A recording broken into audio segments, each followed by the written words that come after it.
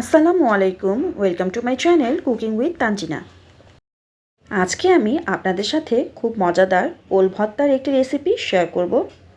আমি এখানে ওলগুলোকে ছোট ছোট করে কেটে নিয়েছি এবং এগুলোকে ভালোভাবে ধুয়ে পরিষ্কার করে নিয়েছি। এবার একটি প্যানে ওলগুলো নিয়ে এখানে আমি এখন প্রায় 1 কাপের বেশি পানি দিয়ে দিয়েছি। এবার এটিকে চুলায় মিডিয়াম হিটে সেদ্ধ করতে দেব। ওলটি আমার সেদ্ধ হয়ে এসেছে এবং পানি যখন প্রায় একদম শুকিয়ে আসবে তখন এটিকে নামিয়ে নেব। এবার একটি প্যানে সর্ষের তেল নিয়ে নেব এবং এটি গরম হয়ে এলে এখানে রসুনের কোয়া ও শুকনো মরিচ দিয়ে দেব।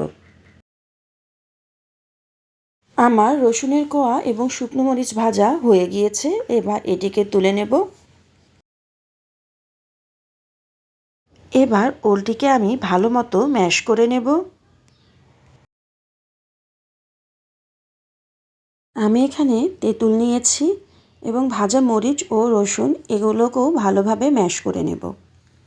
এখানে তেঁতুল দেওয়ার কারণে ওলকচুটি গলায় ধরবে না। এবার অ্যাড করব স্বাদ মতো লবণ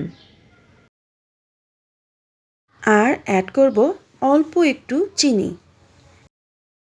এবার ওলের সাথে পেঁয়াজ ও মরিচের মিশ্রণটি ভালোভাবে মাখিয়ে নেব।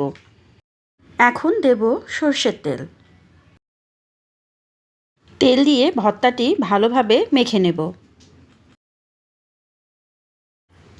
তৈরি হয়ে গেল ভীষণ মজাদার ওল ভর্তা। এবার পরিবেশনের পালা। আশা করি রেসিপিটি আপনাদের ভালো লেগেছে। আল্লাহ হাফেজ।